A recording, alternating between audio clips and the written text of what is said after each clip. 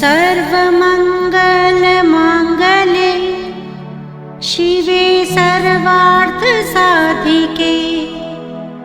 शरण्ये त्र्यम्बके गौरी नारायणी नमोऽस्तुते।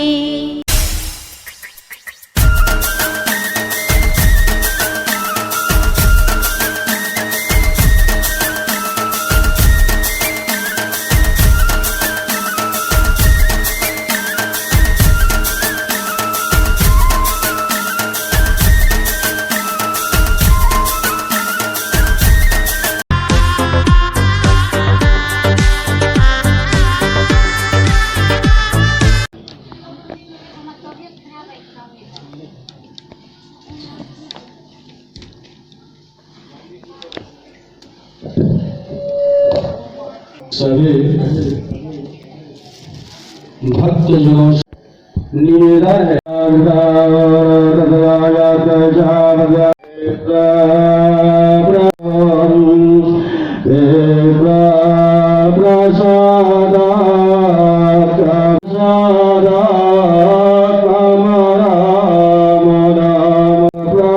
सर्वगणगंशयात्मसने प्रजासने वसोसने लोकषण्डभयसने यज्ञे प्रजा बहुला में पार्वती के विवाह की तरह दक्ष प्रजापति जो सबके मालिक थे, ब्रह्मा जी ने उनको सबका मालिक बना रखा था।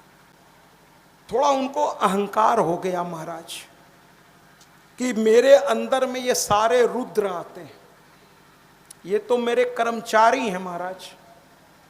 उनको अहंकार हो गया और भगवान शिव को भी लोग रुद्र का ही अवतार कहते हैं। इनको एक भ्रम हो गया महाराज, एक भ्रम हो गया कि भगवान शिव भी इनके अंदर में आते। दक्ष तो समझ ही नहीं पा रहे थे। उसी दौरान ब्रह्मा जी ने दक्ष को बुलाया। कहने लगे ब्रह्मा जी कि शिव की पत्नी नाराज होके वापस चली गई है माँ के धाम। तो कहे दक्ष कैसे नाराज हो गई माँ बाबा से? कहने लगे क्या बताएं, एक दिन बाबा युद्ध करके आए और माँ ने पूछ दिया कि कहो क्या हाल चाल है। तो कहने लगे आज तो युद्ध के दौरान मुझे माँ को भी याद करने की जरूरत नहीं पड़ी, अपने ही बल पर मैं जीत गया। माँ को क्रोध आ गया कि इनके अंदर तो अहंकार आ गया। अहंकार इंसान को विनाश कर देता है महाराज। माँ ने कहा ये शब्द महादेव के मुंह से निकल गया कि मुझे माँ की जरूरत नहीं पड़ी और आज अपने बल पर मैं लड़के जीत गया, यानी तो विनाश का रास्ता है। तो माँ ने महादेव को समझाया और समझाने के बावजूद थोड़ा महादेव अलग ही मोड में थे कि माँ गुस्सा हो गई और माँ चली गई उसी माँ के घर जहाँ से वो निकल करके इनके पास आई थी। यहाँ तो गौरा चली गई वापस। अब महादेव अकेले घूम रहे हैं और परेशान हैं हो गए। कहने लगे बिना पत्नी के कुछ समझ में नहीं आ रहा कैसे क्या होगा। अब शंकर भगवान कोई काम कर ही नहीं पा रहे, इसलिए ब्रह्मा जी को चिंता हो गई। ब्रह्मा जी ने कहा कि हे दक्ष जाओ, जाकर माँ को प्रसन्न करो और माँ को जब प्रसन्न कर लेना तो आकर के तुम्हारे यहाँ माँ जन्म लेगी। दक्ष गए महाराज, बड़ी साधना की, माँ प्रसन्न हो गई। माँ ने कहा क्या चाहते हो? तो दक्ष ने एक ही बात कही, हे माँ तुम मेरे घर में जन्म लो, क्योंकि शंकर भगवान तुम्हारे पति रूप में तुम्हें खोज रहे हैं। तुम आ जाओ और मैं शंकर भगवान को तुम्हें सौंप दूंगा। दक्ष ने ऐसा कहा। माँ ने कहा तब ठीक है ना, वो एक रूप में मैं तुम्हारे घर आऊंगी और मेरा नाम सती रहेगा। ये दक्ष के घर में प्रसन्न होकर के प्रकट हुई, कहीं तुम्हारी पत्नी बहुत अच्छी है, मेरी बड़ी भक्त है, वही मेरी माँ बनेगी।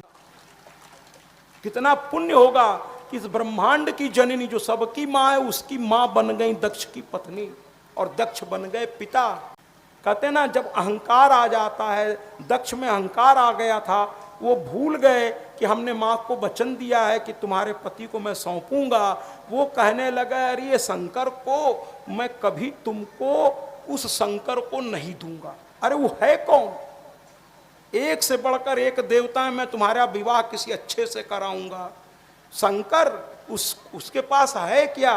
भभूत लपेटे रहता है, हिमालय पे बैठा रहता है, अगल बगल सब भूत प्रेत डाक पिशाच नाचते रहते हैं, ऐसे को मैं अपना लड़की दूंगा? अरे मैं दक्ष प्रजापति हूँ। लेकिन एक घटना से दक्ष प्रजापति की बुद्धि भ्रमित हो गई। एक दिन दुर्वासा ऋषि आए और उनके गले में एक बड़ी सुंदर माला थी। दक्ष से मिलने आए। दक्ष ने कहा ये माला बड़ी चमक रही है, ये किसकी है? तो कहने लगे मैं माँ का दर्शन करने गया था, माँ प्रसन्न होकर अपने गले से माला उतार के मुझको दी है, और माँ के गले में पड़ी ये माला जब मेरे गले में आई तो मेरा सौंदर्य बढ़ गया है। दक्ष ने कहा अरे महाराज आप तो संत हैं, आपको इसकी क्या जरूरत है? आप तो साधना करके ऐसे भी प्रकाश पा लेते हैं शरीर में, हमको दे दीजिए। अब दुर्वासा सोचे कि क्या करें। अंत में दुर्वासा ने दे दिया। दिन भर तो वो माला पहन के, ध्यान से सुनिएगा, दिन भर वो माला पहन के घूमते रहे दक्ष जी। रात को जब सोने गए बिस्तर पे डाल दिया, और उसी बिस्तर पर, और जब रात हुई तो पत्नी के साथ उसी बिस्तर पर सो भी गए दक्ष जी। वहीं पर माँ की माला पड़ी है, वहीं ये लोग सो गए। तो दक्ष प्रजापति गलती कर बैठे, इनकी बुद्धि भ्रमित हो गई, शंकर भगवान को अपना दुश्मन समझने लगे। उस शंकर भगवान को दुश्मन समझने लगे जिसको सारा संसार कुछ और समझता। महादेव जिसको ब्रह्मा जी भी प्रणाम करते हैं, स्वयं विष्णु भगवान प्रणाम करते हैं, सारा संत प्रणाम करता है, उनको दक्ष कहता है अरे ये कौन? अरे भैया ये कौन है? जानना है तो देखिए ये शंकर भगवान, भगवान शिव कौन है। सारी दुनिया इनको प्रणाम करती है, और संत भी कहते हैं। क्या कहते हैं? इस गायिका के माध्यम से समझ। अलख निरंजन जय जगवंदन, जय गुरुवर शिव गिरनारी। अलख निरंजन जय जगवंदन, जय गुरुवर शिव गिरनारी।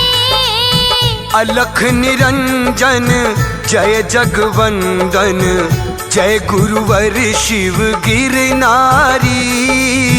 अलख निरंजन जय जगवंदन, जय गुरुवर शिव गिरनारी। अलख निरंजन, अलख निरंजन, अलख निरंजन, अलख निरंजन।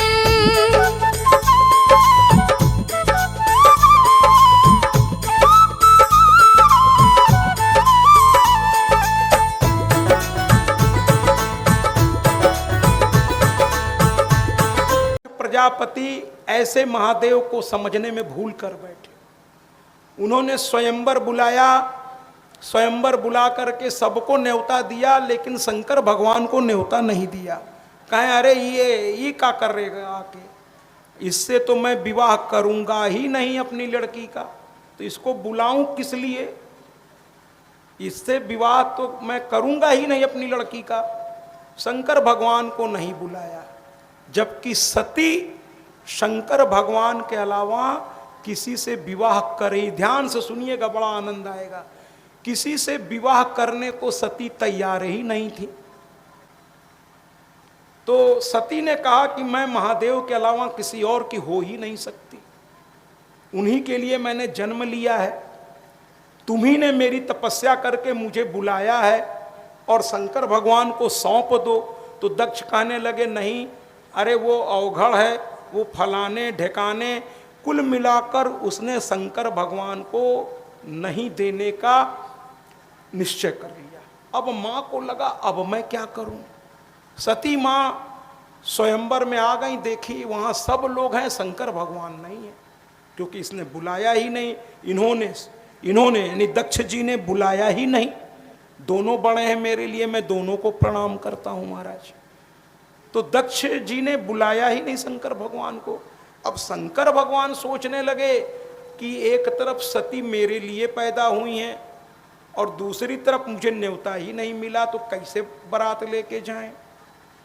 अंत में सती ने मन ही मन कहा, अगर आप मेरी आवाज सुन रहे हो, यानी सती ने महादेव से मन में ही कहा, महादेव से कह दिया कि मैं आपके सिवा किसी और से शादी कर ही नहीं सकती, तो मेरी लाज बचाइए और आ जाइए, मेरे लिए आइए। महादेव आ गए, लेकिन अदृश्य रूप में ऊपर खड़े हो गए।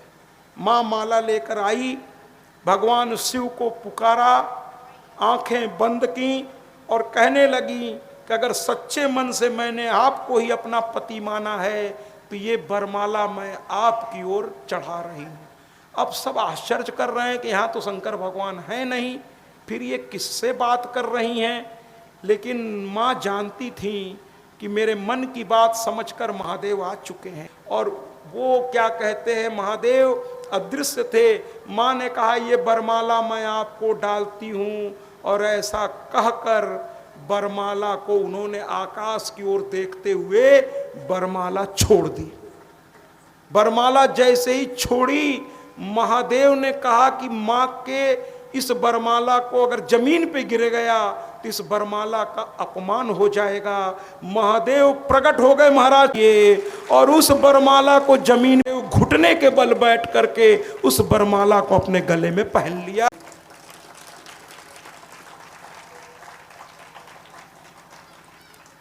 शंकर भगवान ने माला पहना। अब दक्ष क्या करता, वरमाला तो हो गई। अंत में शंकर भगवान सती को लेकर वहां से चल दिए। कहे यहाँ तो कोई फायदा नहीं है, दक्ष हमसे नाराज हैं, ईर्ष्या करते हैं, तो अब यहाँ उत्सव नहीं होगा, उत्सव वापस चलकर वही कैलाश पे होगा। वहां वो पहुंच गए, मां साथ में बैठी और देवता कहने लगे, अरे वाह, हमारे माँ बाप एक साथ इतने सुंदर लग रहे हैं। तो देवता तो उठ के नाचने लगे। हुई है महाराज, उत्सव का माहौल है। बोलिए ना सती महादेव की, सती महादेव की, सती महादेव की। एक दिन महादेव ने कहा सती से कि चलो अगस्त ऋषि के पास चलते हैं, वहाँ राम कथा सुनकर आते हैं। माँ ने कहा, अरे मेरा तो खुद ही पति इतना बड़ा कथावाचक है, जितनी भी कथाएं हुई हैं अक्सर महादेव ने ही कही है और गौरा ने सुना है। तो सती ने कहा कि मेरा खुद का पति जो है इतना बड़ा व्यास है, कथा व्यास है, देवों का देव है, महादेव है, तो मैं अगस्त ऋषि के पास जा कर के क्यों कथा सुनूं? भगवाने सुना देंगे, महादेवे सुना देंगे, मैं सुन लूँगी, लेकिन अगस्त ऋषि भला मुझको क्या सुनाएंगे? भगवान ने कितना भी समझाया, लेकिन माँ तो लीला करके स्त्रियों को समझा रही हैं कि जब पति प्यार से समझा रहा हो और सही बात कह रहा हो तो उसे मान लिया करिए। बाबा ने माँ सुनी ही नहीं। माँ ने कहा चलिए, अब आप कह रहे हैं तो चलते हैं। अगस्त ऋषि के पास गए। उसके बाद अगस्त ऋषि ने कथा प्रारंभ कर दी, ये लोग सुनना प्रारंभ कर दिए। थोड़ी देर तक तो मैया मन लगा के सुनती रहीं। उसके बाद मैया ने कहा, हाँ ई का सुनाएंगे? अरे सुना तो रहे हैं हमारे महादेव, इनको क्या आता जाता है, हमारे तो महादेव बहुत अच्छा बोल लेते हैं। मैया मन लगा के नहीं सुनी। मिलाकर के दोनों पति पत्नी चले। रास्ते में राम दिखाई दे गए। राम दिखे और उस समय हो क्या रहा था, राम की सीता रावण उठा ले गया था। राम जंगल जंगल भटक रहे थे। हे खग मृग, हे मधुकर श्रेणी, क्या देखी सीता मृग नयनी, ऐसा कह के राम रो रहे हैं।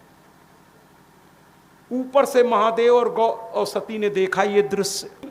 राम रो रहे हैं अपनी पत्नी के लिए। माँ को हंसी आ गई, महादेव को गुस्सा आ गया। सती से कहा ये मत करो, ये क्या कर रही हो तुम? तो कहें ये आपके भगवान हैं, इनको आप परम ब्रह्म कहते। अरे एक तो पत्नी के लिए मार रो रहे हैं और इनको होश नहीं है। ये जो है पशु पक्षी और पता नहीं वनस्पति किससे किससे पूछ रहे हैं, इनको पते नहीं है, ये सब क्या जवाब देंगे? हाँ ये भगवान है, ऐसे होते हैं भगवान, हम नहीं मानते कि ये भगवान है। अब महादेव कहे अब इसका करें, कहे कैसे मानोगी, कहे हम इनकी परीक्षा लेंगे। अब बाबा ने कहा भैया मैं तो नहीं जाऊंगा, तुमको करना है करो, मैं चला कैलाश। महादेव चले गए, ये सती जो है बन करके आ गई महाराज सीता। राम ने देखा और जैसे ही देखा राम ने मुस्कुराते हुए सीता रूप में जबकि आई हैं कि हम ही को खोज रहे हैं सीता रूप में, चलते हैं देखो क्या करते हैं भगवान है तो। और जैसे ही सीता रूप में आई भगवान ने देखते ही राम ने क्या कहा, कहे अरे मैया बाबा कहाँ हैं। अब ये शर्मा गए, कहीं अरे मैं तो सीता बनकर आई फिर भी ये पहचान गए।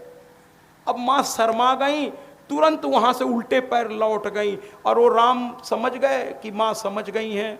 माँ लौट गई और जा करके महादेव के पास सामने खड़ी हो गई। बाबा ने आंखें खोली और अपने बगल में जो उनका आसन था बाम अंग में, वो बगल वाला आसन उठाकर उन्होंने सामने आसन लगा दिया और माँ से कहा आज से आप यहाँ बैठेंगी।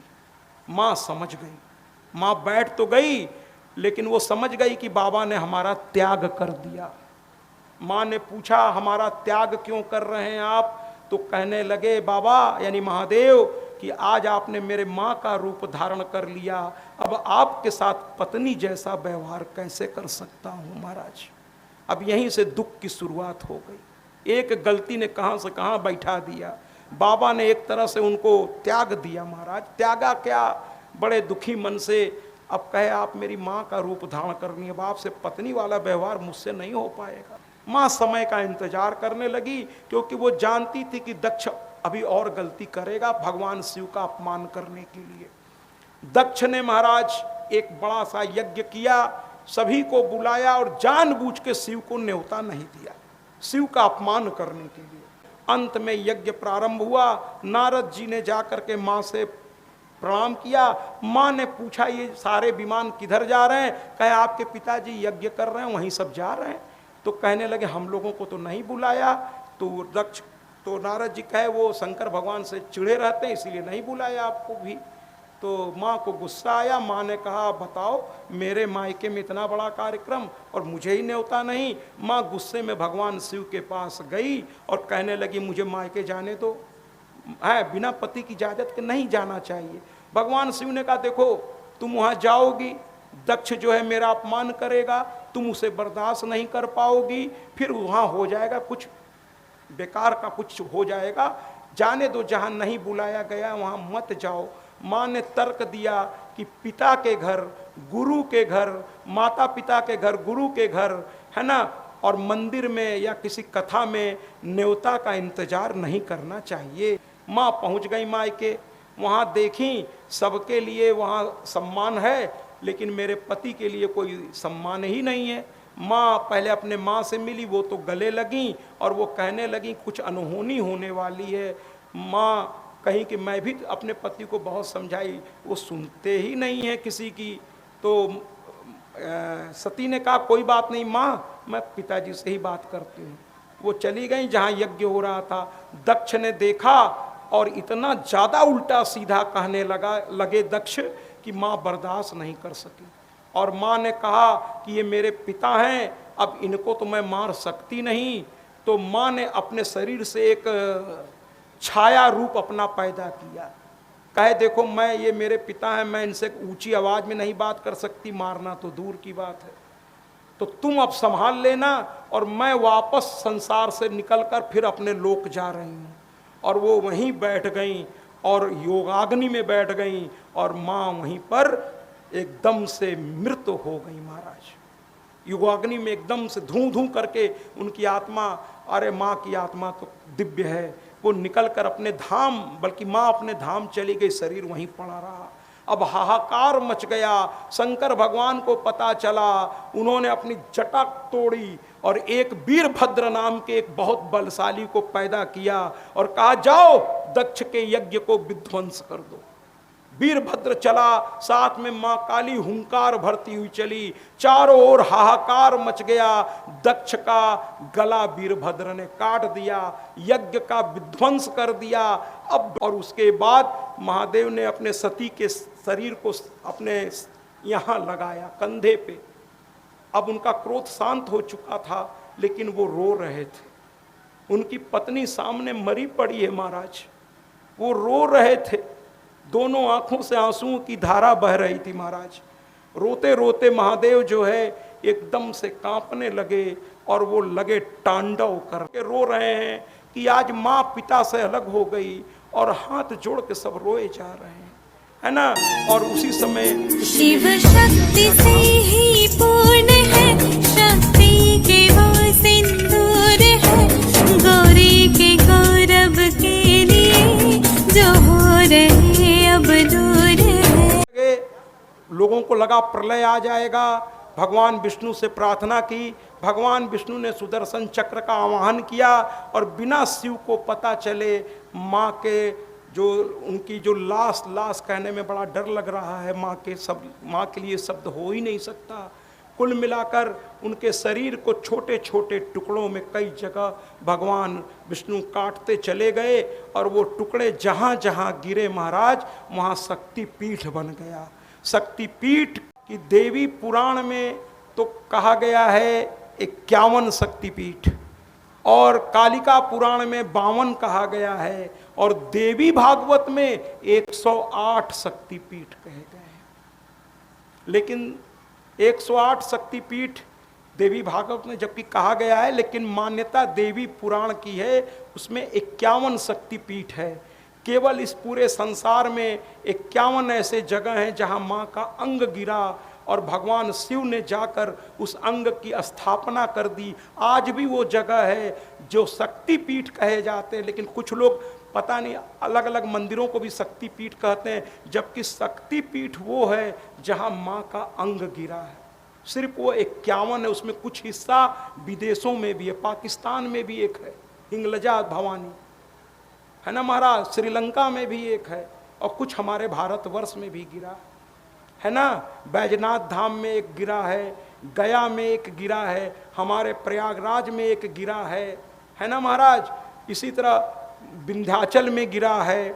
ये सब शक्तिपीठ हैं, और साथ में सिद्धपीठ। सिद्धपीठ वो होता है जहाँ माँ की पूजा करते करते वहाँ वो जागृत हो जाती हैं। इस प्रकार से फिर सारा मामला रफा दफा हुआ। शिव भगवान कामाख्या चले गए, और वहाँ जाकर माँ की तपस्या में बैठ गए। इधर फिर से ब्रह्मा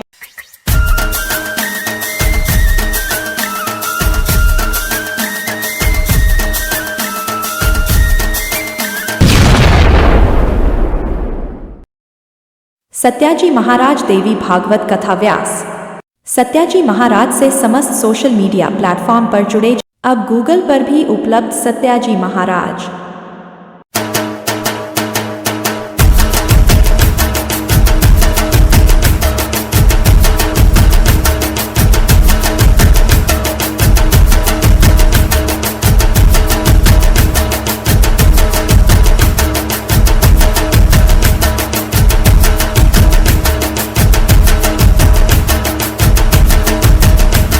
यूट्यूब पर भी उपलब्ध सत्याजी महाराज।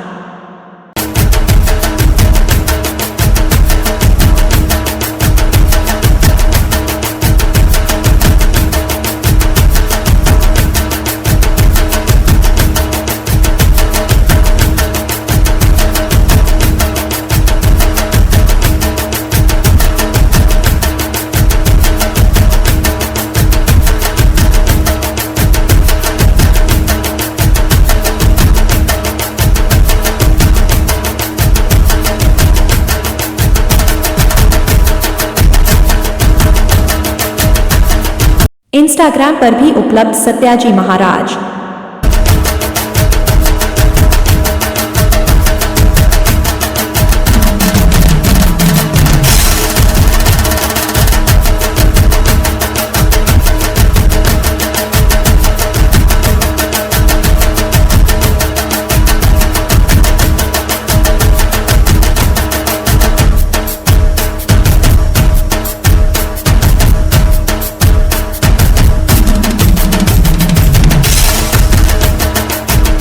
फेसबुक पर भी उपलब्ध सत्याजी महाराज।